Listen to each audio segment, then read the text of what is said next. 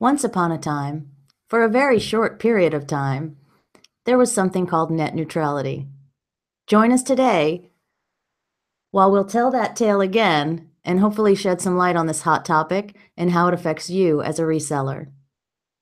So, let's begin the fable, shall we? Welcome to the Prof Sales YouTube channel, everyone. I am Prof Sales. And I'm not. Hello, I'm just Ask Kaaren. And on this channel, we talk about being in business for yourself, being an entrepreneur, reselling on e-commerce platforms like eBay and Amazon, anything related to business and mindset.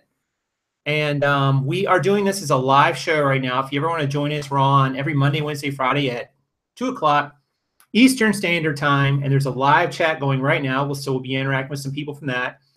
But if you can't join us live, leave us a question or comment down below after this video post.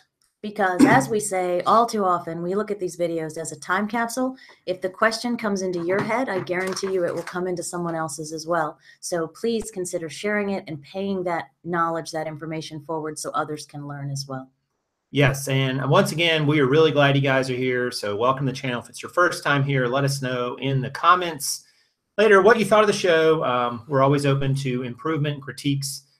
And today's topic is a little different. Is that a good way to describe it? It is. It's like current events with Prof. Yeah, so this is a very hot topic right now, this idea about net neutrality. And Kaaren and I were talking about how does this maybe apply to us in the e-commerce world. If you're an online seller or reseller, this could potentially affect you. So we thought we would do a show today. What net neutrality is. You know, we are certainly not experts, but we know a little bit. Play one on TV, right? And what, you know, you may be able to learn from the recent rulings and so on going forward, and how it might apply to you as an online reseller or e-commerce salesperson.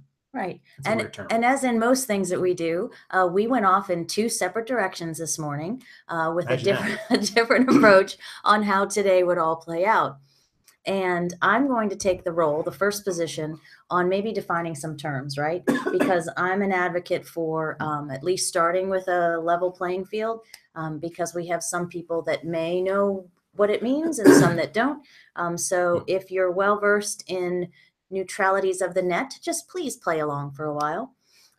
As I begin by defining our terms. Defining the terms. Yes. And forgive me, Ben gave me his cootie, I think. So my voice is not usually this deep and sultry, but today for this show, it's going to be because I'm starting to lose it. So I will do my best. Right.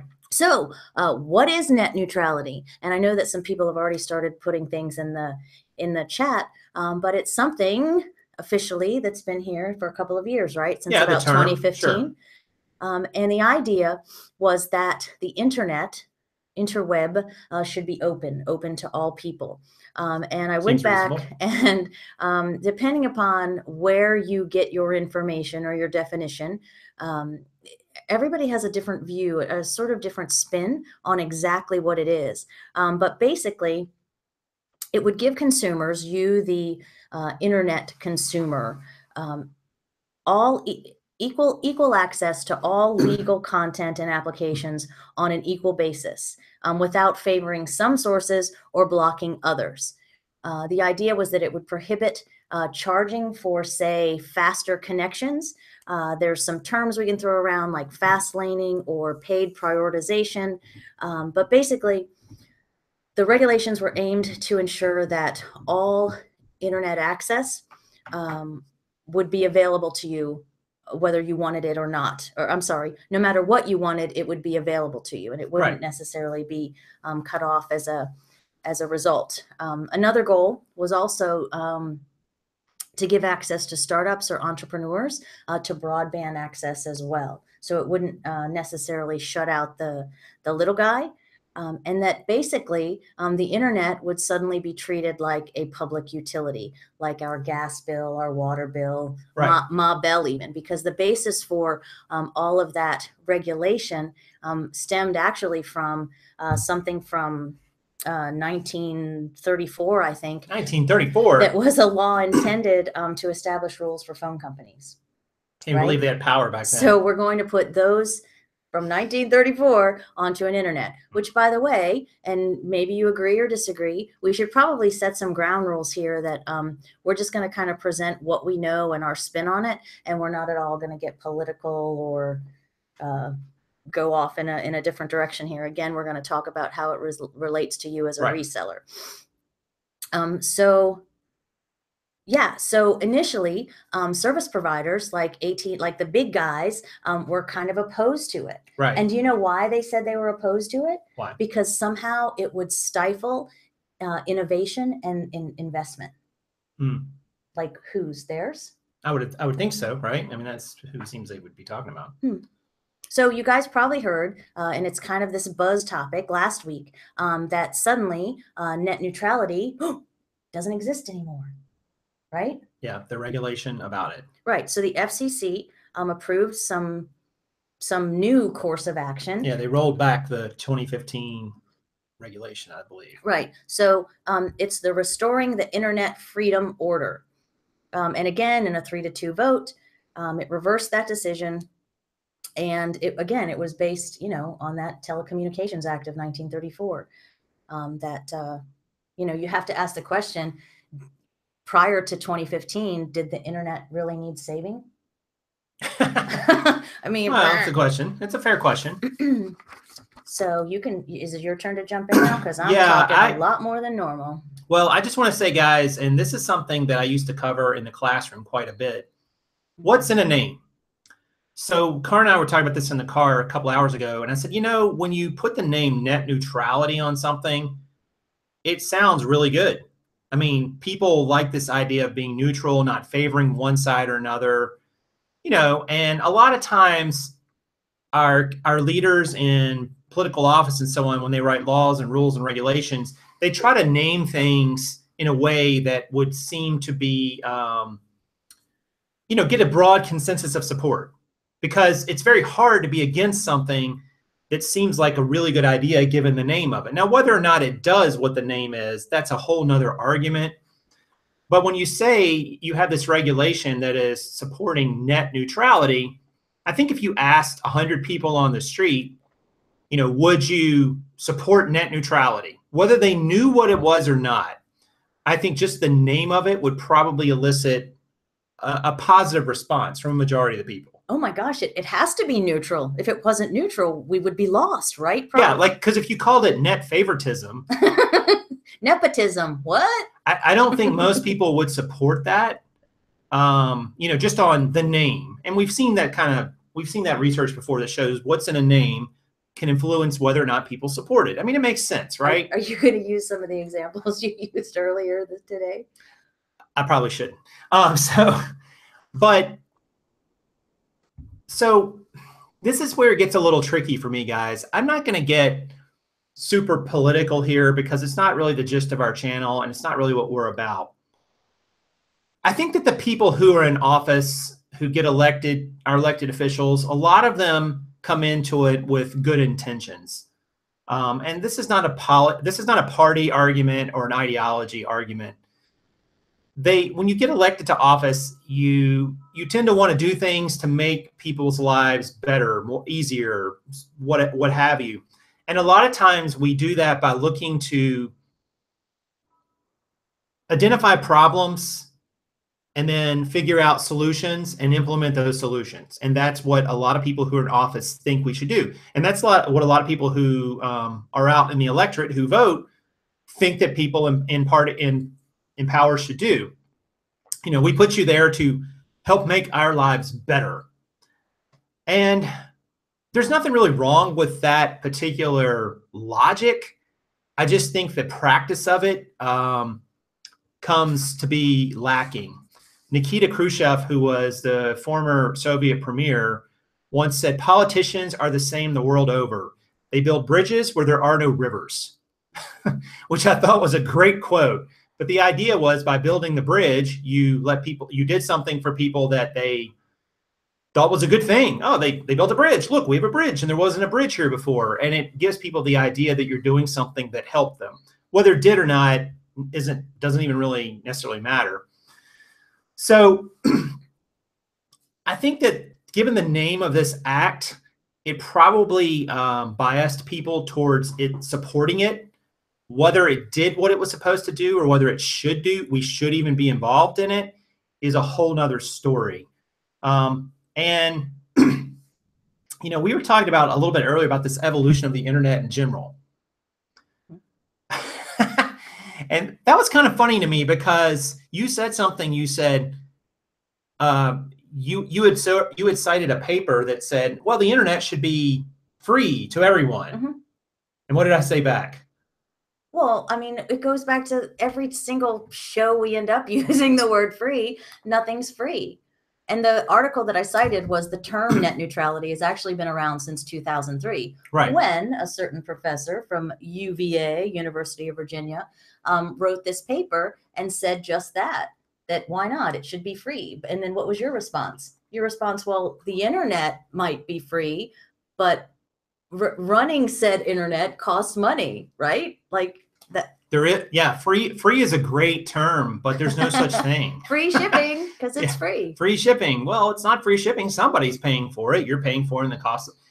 And it's the same thing on the internet. I mean, unfortunately, the internet has become such a part of our lives, especially in modern society, that it's hard to imagine now being without it. Like we grew up without it.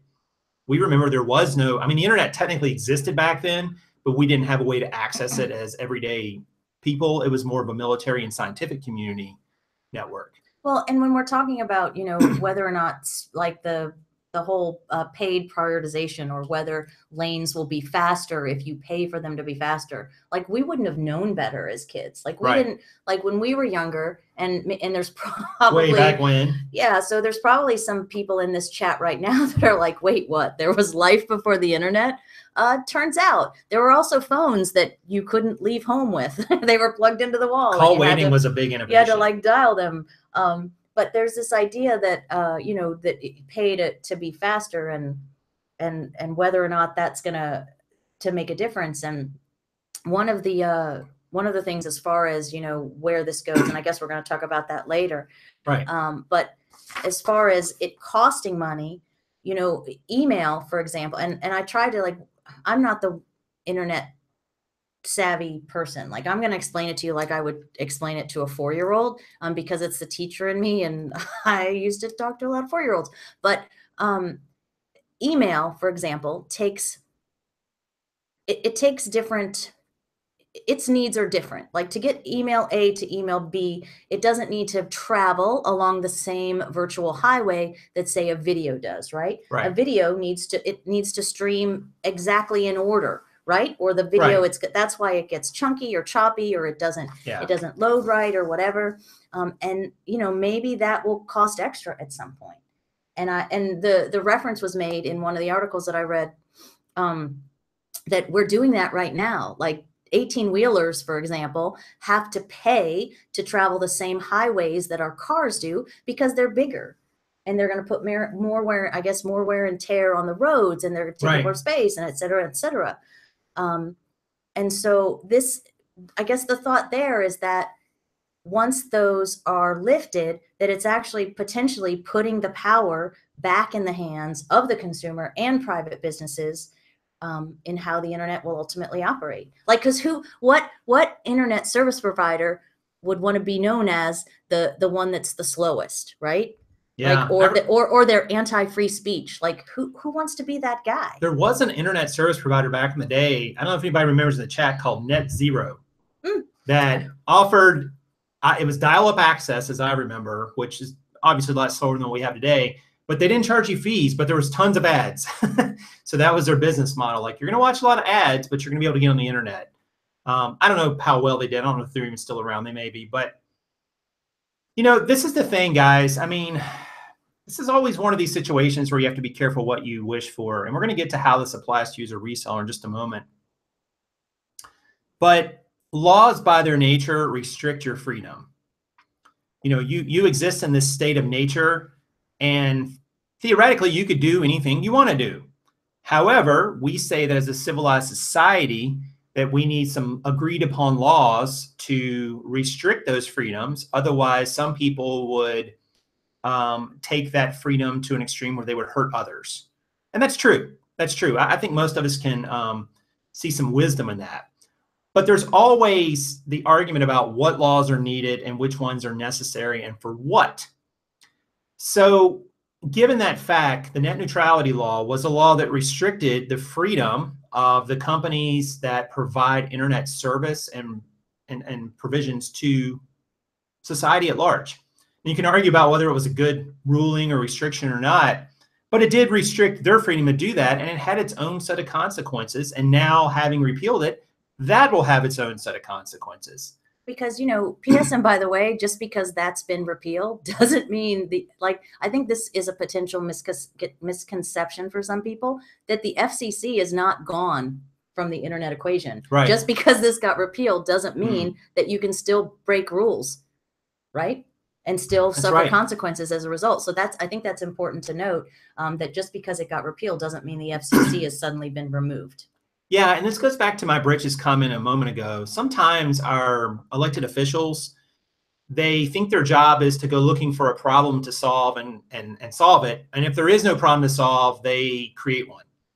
And not everything that's in society requires a government solution. Some things don't require a solution at all. They work themselves out. Other solutions can happen. But we tend to look to government a lot of times for solutions to problems, real or perceived. And that's just sort of the nature of the way our society has evolved. And whether or not this is one of those issues, I'm not sure. I will say this: capitalism, as the way we practice it in this country and really a lot of countries, it's destructive. It is destructive. Businesses come and go. They make good decisions. They make bad decisions. And the consumer, in a free, unfettered economy, ultimately makes the decision about who wins or loses in the capitalist market. Government comes in and makes decisions where they basically take some of that power and control out of the consumer's hands, theoretically for the public's good. And you can argue about whether or not those laws work or are a good thing or not. But ultimately, some companies are going to fail and some companies are going to succeed.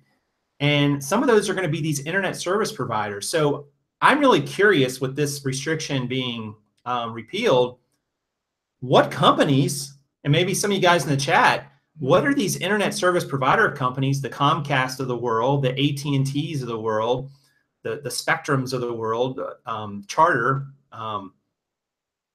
what will they do? Like what, I mean, you know, without this requirement that they can't, you know, they have to provide a certain level of access to all users, what will they do? Like who will, you know, will they try to charge people for access to certain websites or certain apps? And we've had that conversation in this house. Like we have 3 people that have 3 completely different opinions about it. And Illinois Picker said that they see it like Y2K and they're not really worried about it. Yeah, but Y2K was a legitimate identified problem. I mean, there were millions of computers that were going to have the wrong date on January 1st, 2000, which would have cascaded through a lot of systems and created a lot of problems. But a lot of solutions were made. Right, but I think he means that it's like, we're going to... Right, and it ended up not being a big deal because there were steps taken to solve the Y2K problem. I remember that time very clearly. Yep. And there was minimal disruption to the global, and gosh, that happened now, and actually happened now, it'll be 10 times worse. We've gotten a lot more interconnected since the year 2000. But somebody's going to win and somebody's going to lose in this net neutrality repeal. But here's the thing, guys. You are a consumer. You're a consumer of internet services. Mm-hmm. You're a consumer in terms of the websites you go to, the service providers you subscribe to. You are a consumer and you have power. You are not powerless in this equation. You have the power to go to a different provider. You have the power to complain. You have the power to organize and try to persuade companies to change. You have the power to get off the internet. Although, I mean, it would be difficult, but people do it. So it's not like we're all out here just a bunch of sheep waiting for the wolf to come down and eat us. You know, we have some power and ability to do some things, but you have to remember that. You can't be looking always to somebody else for the solutions to these problems if they even happen. And we talk about, I mean, it comes down to, we talk about it all the time. You adapt. And one of the challenges I said in getting ready for today, I was like, well, name a technology or anything for that matter. And maybe the chat can help with this, because I have some examples, but I know that this, and I tried to make it anyway. Name something that started out free and then ended up costing money, or that started out costing money and then ended up free. Like, how did it adapt? Like, it's, to me, it's not like, I don't see any of this as the end of the world ever, because one, you're right, you have a choice, right?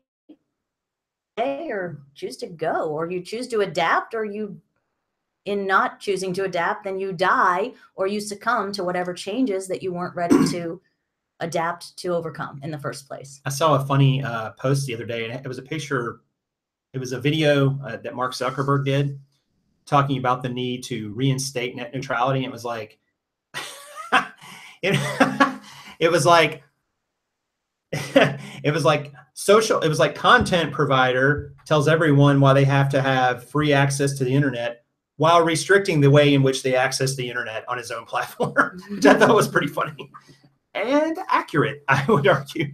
But some people in the chat were saying, Illinois Picker says, we're at the mercy of political interests and who might be getting compensated for their agreements.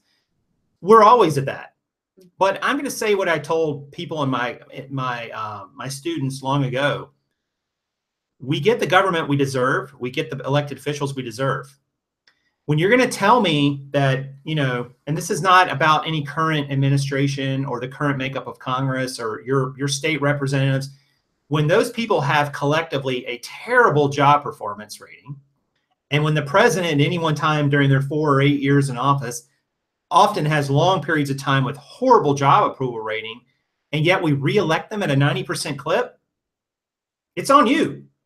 It's on you. Like, you're the ones not fixing it. And I would say change that. Like that, if your argument is, oh, well, it's my guy or my woman, she's fine, it's everybody else's, it's the problem. That doesn't make sense. So, you know, we get the government we deserve, and you have to hold them accountable. And most people don't care. Most people couldn't even name who their representatives are. Most people couldn't, you know, I mean, basic information. So it's a little disingenuous to say, oh, we're at their mercy and we're going to complain about this, but we don't have any idea what they're doing. Well, and for those people that are new to the channel, we hope you'll still thumbs up it, mateys. Arr. But Jason is in my favorite Jason form right now. He is he's got a master's in political science, and he was a professor. And so every now and then he gets on that soapbox, and I like it because it's applicable here. So do you, Prof? Illinois Picker says, how about air for your tires? Used to be free everywhere. Now it's $1 every time. Oh, see, that's brilliant. And that's a great angle, because I never would have thought about that. But you're right. That is a good one. And there's, you know, you go to, and this one is kind of tricky because I maybe see if it's being used for this, but like when you get a battery changed or tires changed, now we're doing the environment fees. Like, we never had that when we were younger. Right. It's changed. Rob, so thanks so much for the super chat. Krillin876 says, in my opinion, Comcast are oligopolies, I think, will do horizontal integration plus put companies out of business, antithesis of capitalism. Well, maybe. You know, there's arguments to be made there. You know, I used to work for AT&T once upon a time, and AT&T had a monopoly on telephone service. And after AT&T was broken up in the early 80s, telephone service by most accounts actually got worse for a while. So, you know, they did have a monopoly. There was no doubt about it. And power companies typically have monopolies in certain areas as well, just because the cost of power and the way in which you do it is so expensive to generate and to start said company. So I'm not going to get into a monopoly and argument here and whether or not they're good or bad in a given situation. That's kind of a long argument. We'll save that for another day, Rob. Yeah, I know. Well, we'll do a special show. Net neutrality is put in place to stop ISPs from monopolizing. Yeah, Richard, but I guess to that point, and that may or may not be true. Were they doing it before? I don't know. I don't think they were necessarily doing it before per se. I mean, the world has changed too, because information about what's going on is so much easier to get a hold of. If you really want it, it's out there. It's easier to get to. And I don't know that net neutrality stopped them from monopolizing, and I don't think that the repeal of it will either. That's always businesses are looking to consolidate and get more and more of the pie. And that's going to be a constant battle. But it's a little bit hypocritical for the governing bodies that are to argue against monopolies when they monopolize so much of our lives. That's a little bit tough to take. And I guess you could say, well, we elected them, but it's a little bit tricky for me. Well, and does anybody know, like when we were talking, when Ben brought it up, because he's very, very upset because, net neutrality was around for so long, all of 2 years. And what are we going to do without it? Yeah. And does anybody know, like, how much did that regulation cost? Like, how much as a result of not having it? Like, what's the shift there? Like, what are we actually saving in? Regulations cost money. I mean, you have to enforce them. You have to make sure that sometimes you got to penalize companies for not doing what they're supposed to do. Then the companies themselves price into that the cost of compliance. Because they have a cost, and that gets passed on to consumers in the form of higher prices, maybe less services, maybe lower wages for their employees. Like, nothing exists here in a vacuum. We tend to say, oh, let's sock it to this group or this company or that person, never realizing that has an impact that cascades through all the people that are connected to them, all the companies and customers and employees. Like when you say we're going to take company X that's really large and put this really difficult regulation on them, it's going to force them to pay a lot of money to comply. My friend Eric talks about that at the bank all the time, and he works for a large bank, and they typically get hit with a lot of fines for certain little things that they do wrong. And and the fine for each thing that they do wrong is maybe like 10 or 15 bucks. It's not a lot of money, but because they're doing it millions of times, they're getting hit with the fine every time. So they spend a lot of money in compliance trying to keep from doing, trying not to quote unquote break some esoteric rule so they don't get hit with a $400 million fine, and because that $400 million comes from somewhere.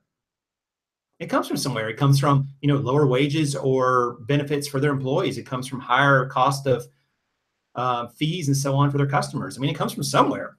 So it's important to remember that other side of the equation. Well, and arguably nothing is free. Like, can we just all agree? Like, everything costs money. Even if you say the air you breathe, it comes at a cost, I guarantee you. And Illinois Picker just got one that is a pet peeve of mine. Concert tickets. Like when we were kids, we didn't have all these service fees and stuff. Like processing fee, like what? I just entered all that information in myself, and you want me to pay you because I can type my own name in a form? Yeah. Don't even get me started. Don't even get her started. We'll be here all day. No, so what can we, yeah, at least. Krillin says it comes from the shareholders, not the execs. Right, but the shareholders a lot of times are the employees of the company. We forget that. A lot of people have 401ks and employment plans or retirement plans that are tied up in their own company stock.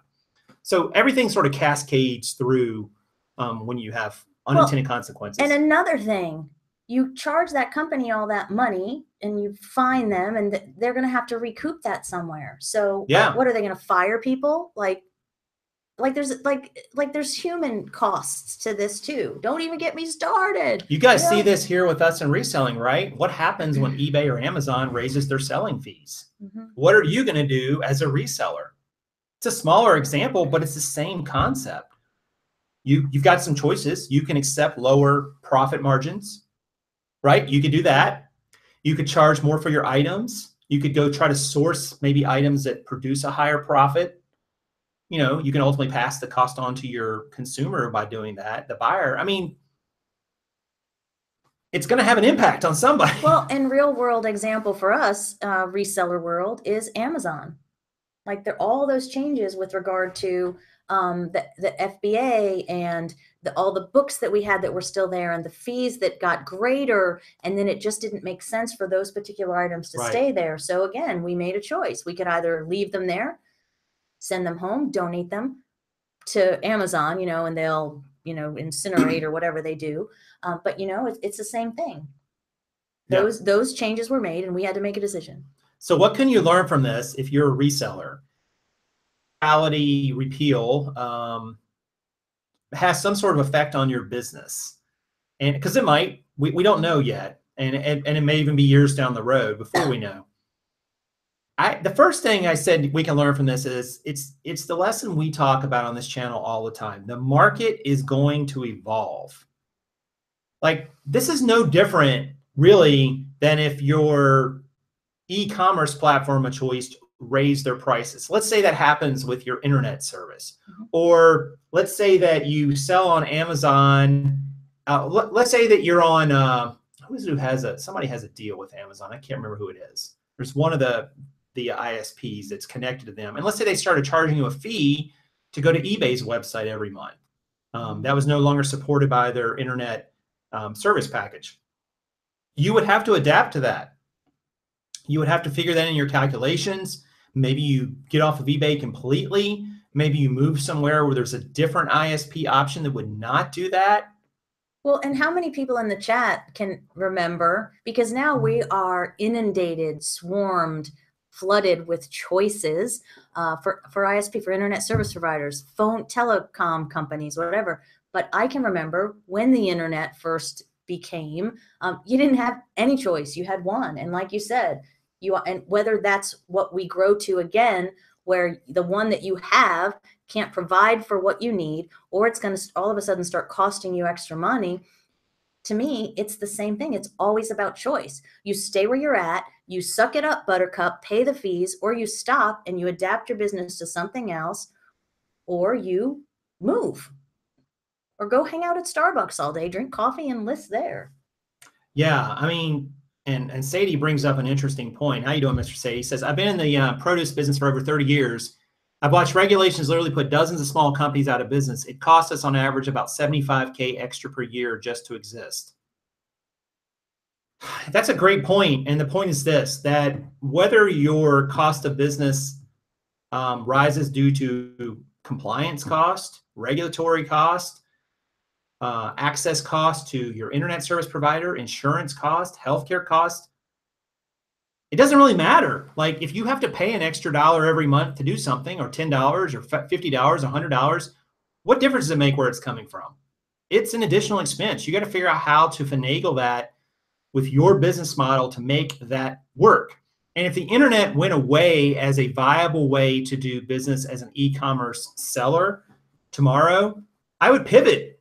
I'd cry for about 30 seconds and then say, time to move on, because that's what you've got to do. I mean, it's what you always have to do. And I didn't mean to offend, but I think it is kind of that simple when I say, suck it up, buttercup.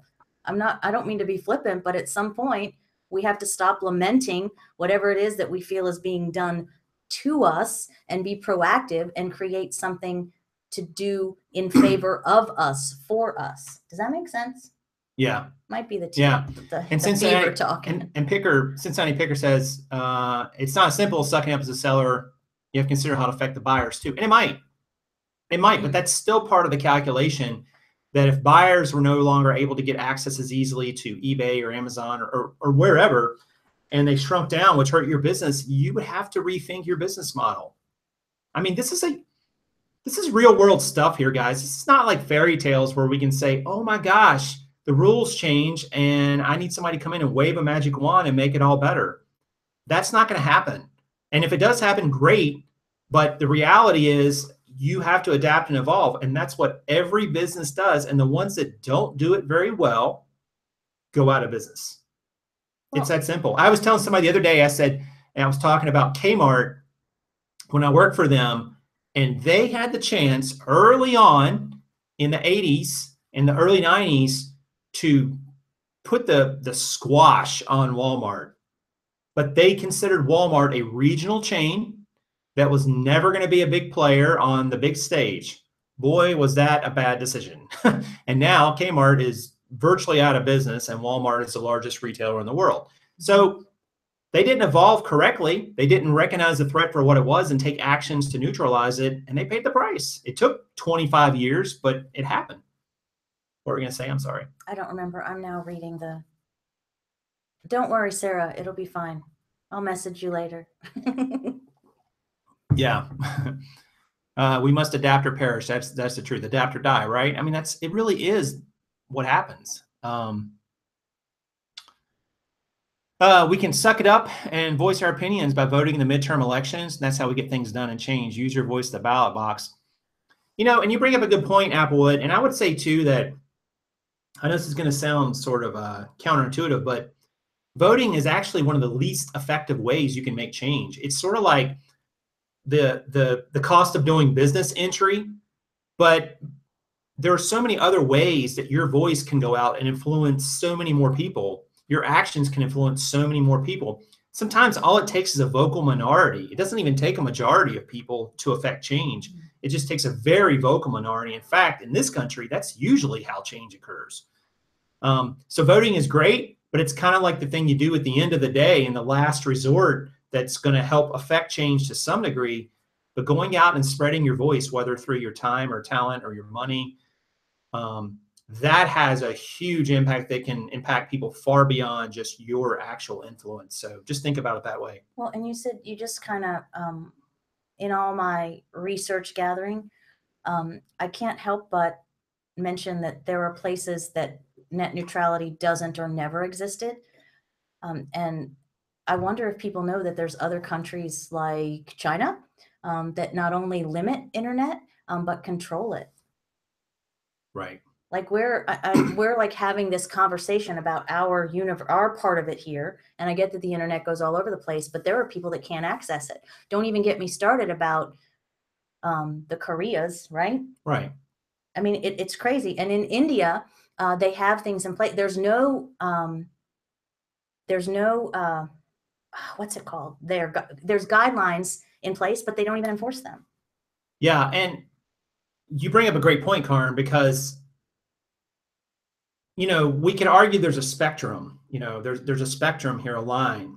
And maybe on one hand, we have absolutely no regulatory, no compliance measures on the internet service providers. And over here, we have absolute government control of said internet service providers and regulatory compliance. And there's no outside innovation and influence. And what we're arguing about is where we want that line to be on that spectrum, in what ways? Because I think most people would not go this far to have absolutely no guidelines or no rules or regulations. And other people over here would say, well, if the state was entirely in charge of it, that's probably not an ideal situation either, given the examples we see around the world. Wouldn't that worry you? It would worry me. So we're arguing about where the line should be drawn. And that's always going to be the argument in our political system, where the line should be drawn, where government, where the state is the solution, but where it also might be a problem. And that's really what this issue comes down to.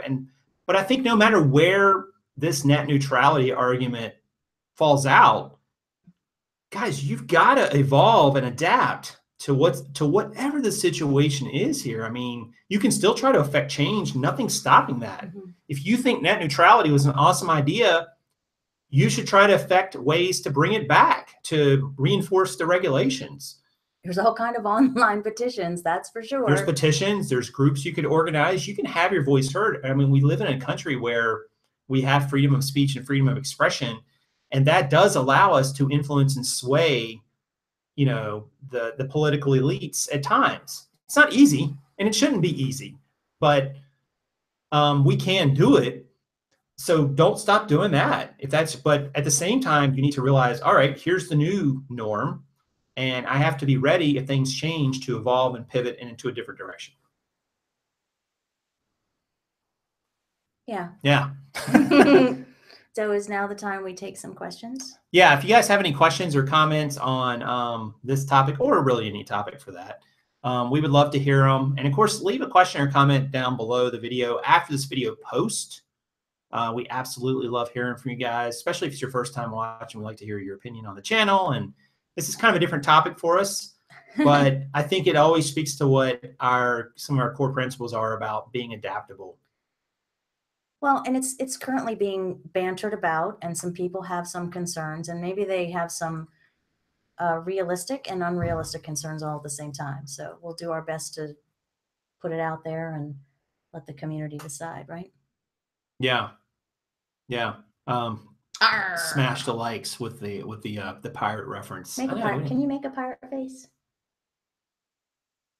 I don't know what that means. Did you say a pie face?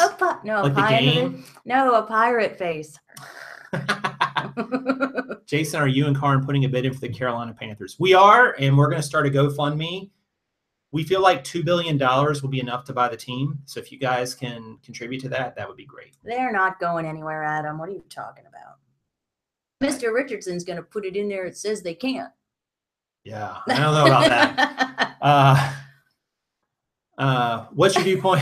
That's funny. What's your viewpoint of running sales promotion in your store? Also, you use free shipping. We use free shipping on a lot of items, especially lower priced items. I just think it, is easier for the customer and easier for us too. What's your viewpoint on running sales? I like running on older items. I just think on newer items, I don't know. I don't know how much the sales strategy works on eBay, honestly. I'm on the fence about it. Yeah, currently we're trying to blow out some of our older stuff because we're really trying to maximize and minimize all at the same time and focus on jeans and shoes primarily. So all that, what Jason calls tchotchke stuff, the one-offs, this blouse, that jacket, this leather chaps, don't ask. We're just trying to, so the sales, we think that just by virtue of running those sales or tweaking some of those listings on a regular basis, that's what's pushing us up overall anyway. Right. I just started using a self-employed app because my sales are getting better as far as high sales price. Do you recommend this route? I use Hurdle. A self-employed app. I'm not sure what that means, Darren. Can you explain that? What you mean by a self-employed app? Are you talking about for taxes? I'm not exactly sure I understand the question. I got $1 for you. Thanks, Applewood. We're on our way. Just 1,999,999,099 to go. Oh, Carlos's point. How big is whose storage? That's an awfully personal question. Or is he talking to us? Where are you at? Right there. How big is your storage? I don't know if that's. Oh, I was going to do Joe's first. Okay. Joe asked, how do you keep from importing other people's shipping policies when you sell similar on eBay? I don't know that you can. Diligence. I mean, you can go in and change it before you post the listing, but I don't know that you can. Maybe somebody else knows the answer to that. I don't really sell similar, hardly ever. So I'm not sure.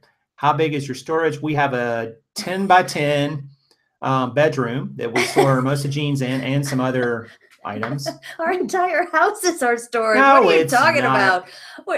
So we have this room for the YouTubes, and then there's the shoe cleaning trolley thingy, and then there's shoes there, and then there's stuff there. But this is not for storage, this room. This room is where we do photos and videos and things like that. Oh, then we better get those shoes out of here. This is my life. And Adam, you not only will we give you a free hot dog, you can stay here if you're going to come all the way down here to see a Panthers game. Sadie says he can send me a particular amount of Bitcoin to get started. Nice. And already there. Special news. You're hearing it first. We are doing a cryptocurrency trading show with a guest interviewee, I guess, on Wednesday night. So more about that in the next 24, 48 hours. So kind of cool. Anyway, but I don't want to get all into that right now. Tracking inventory. Are you accounting for everything as it comes in or on a cost of goods basis that goes out? Somebody asked me this today, Illinois Picker, about the spreadsheet for sale, how they would do it. And I said, this is what we did in discussion with my CPA. I will price everything, or I will get an average price of everything I buy in a given day. So let's say I buy 50 items for $100. So that's $2 an item, right? And now I will create 50 spots on the inventory tab in the spreadsheet of $2 cost of goods items. It might be those items that get listed there. It could be other different items. But in the long run, over time, it doesn't really matter because it's going to kind of wash out because some are going to be listed at the correct price. Some will not be for various reasons. Not the end of the world. Technically, you'd want to do it each one as they came in, but that's really hard when we deal with a lot of one-offs in our type of selling in our business. So hopefully that answered that. My life is storage. I like that. Carlos, buy her a present. Just buy her a little present and she'll forget about your mounting inventory issues in the house. Look up substratum, Prof. substratum, decentralized web. Nice. Thanks, Aaron. I'll try to do that. You should start your own cryptocurrency. That's right. The Prof coin. Can we do that? Prof coin. You know, they started one as a joke. It's called DOGE coin. Doge. I know. No. Think about it, what it really is. Say it a different way. DOGE. I don't know. Doggy. Doggy. That's really what it was. And it started as a joke, but then it grew. Now it's like, it's a coin with like, I don't think the market cap's like in the billions. It's not a small coin. But it's a meme. Does one say doggy or does one say Doge? Doge. I don't know. Does the spreadsheet work with Google Docs? The formula transfer okay? Yeah, just there's a Google Sheets version. It's so cool. Yeah. And by guilt by association. Yeah. I worked so hard on that. No, they did. They went back and forth and it made a pretty stout Google Docs version. Yeah, and we created a Google Docs version that does not require me to share with you, which is pretty cool. Like I know there's some other Google Sheets that are out there that people talk about, but a lot of cases they have to share it with you and then you take them off as an owner. Mm-hmm. This one, we came up with a way not to do that, which was pretty cool. And I didn't even think it was possible. I did not come up with the method. Somebody else did. But it works. So we just watched this documentary on Bitcoin. And I can't help but compare the foundational similarities between the net neutrality and the Bitcoin. And I actually had made a note about this to kind of maybe segue into that. But they're both about less regulation, free market exchange. It's more direct. There's less interference. Oh, yeah. And I'm fascinated by all of the grassroots effort, in particular with Bitcoin. Like the history it just fascinates me. But as with Bitcoin and the future of the internet, what ultimately scares me is that there's this inevitable creeping, insidious, open hands grasping for that piece of the pie. You know, it's always like, I don't think we can escape it. Like everybody wants to kind of monetize it all. Sure. Right. Sure. I mean, it's a growing, it's a new market. Like anything else. How much for a Prof coin? $1 million. $2 billion. I'll say $1 billion each. I think I can sell 2 and then I can buy the Panthers. And if I own the Panthers, we would win Super Bowl after Super Bowl. That would be my only goal, is to win Super Bowls. Yeah. That's it. That's it. Because I know a lot about running a professional football team. I don't know anything about that, but I would learn. I would be on YouTube Googling how to run an NFL team. like there's going to be anybody with real world knowledge about that who's going to be credible putting it out. It's going to be some dude in his basement saying, well, here's how I run a team. So let's see. I started selling on November 18th. I'm up to the max for basic store and average $11 net. I'm not sure I can get to 6 figures this way. How much wholesale do you do? We don't do wholesale, Sean, but I think that's a great idea if you're looking to sort of max out to a 6-figure income. I think wholesale would be a great way to go, honestly. There's a coin called Props. Funny, close. We should look into that. And yeah, Wayne, I like the alliteration. Kaaren coin. Kaaren coin? Wing. Yeah. Yeah. I got a few dollars in it. Yeah, we actually started doing a few things with it. Trading. I'm doing a little bit of trading with it. The poker player in me really loves the technical analysis of this particular strategy, I guess. And I don't know how well I'll do with it. I'm risking very, very little. But if you are successful over time, you definitely can run a very small amount into a pretty large amount. And that appeals to me, just the challenge of doing it and, you know, kind of figuring out where things are going to go, given certain indicators and so on. And it's not an exact science, let's be clear. Neither was poker, although poker could largely be down to mathematics, but there was always information you didn't know in poker. And this is like that. There's information you don't know, and that always is going to affect the outcome and how things go. Duncan, if you make it all the way over here, what do you think, Adam? We could share a hot dog with them, right? Yeah. And Sadie says Bitcoin is going to hit 30 or 60K next year. If that happens. Okay. Yes. Oh, there's one of my favorite names. We already invest in the Steve Raiken coin. I saw Steve put out a video on Bitcoin. So that's interesting. I haven't gotten a chance to watch all of it because it just came out a little while before we went live today. So I'll definitely have to check out the rest. I started watching it. Yay, poker talk.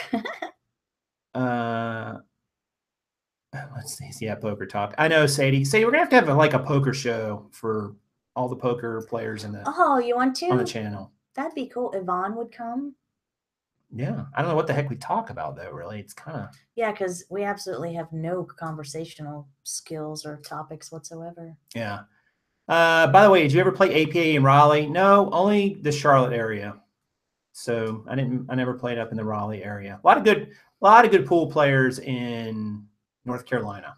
And Kaaren here has had a lesson from Allison Fisher. And if you're a pool player, you probably know who that is. Allison Fisher actually lives like, what, 15 minutes from here? We're BFFs. We're friends on Insta and she went to a clinic, and I got to go too and watch, which was pretty cool. And Allison couldn't have been nicer and more professional. So I adore her. And every time she's somewhere, I always send her a message because she's that girl. She is so cool. She is an awesome pool player. Tell the truth. Was that my birthday present? Or was it Christmas? It was Christmas. It was Christmas a few years back, 2-3 years ago. Did you say it was in Hickory? It wasn't far from here at all. And we went up to this. Statesville, Hickory. Yeah, somewhere. It was this huge, like, I've never seen that many pool tables except for the playoffs or whatever, but in one place. That's a big room. That was very cool. Yeah, Allison Fisher, former multiple world champion, and also a snooker champion as well. So she can play a little pool. Let's see. S said, or she's always flipping. I look at the S. She's always flipping. Dalkin gives us is that a £2 super chat? Thank you very much. I think that's the first time we've ever gotten one in a different currency. We need to screenshot that. That is very cool. Thank you so much for that. Really appreciate it. She's always flipping. She's always flipping. Dalkin. Is Dalkin your name, or does that mean something else? I'm not sure what it means. But thank you.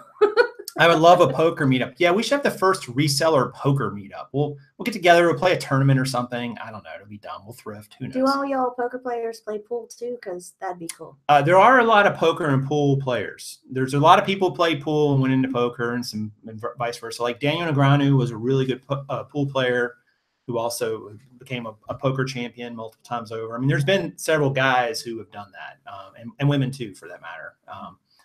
So it's definitely a connection between those two. I don't know why, because they couldn't be different. I mean, pool doesn't have much of a luck factor, much of a probability factor. It's like you either make the shot and get position or you don't, barring something weird with the table. Oh, there she is. Hey, Yvonne. Cool. Yeah. Okay. Do it. And so, oh, that'd be cool. We could do a tournament online. That's a great idea. That's a great idea. And Sean said, jeans for chips.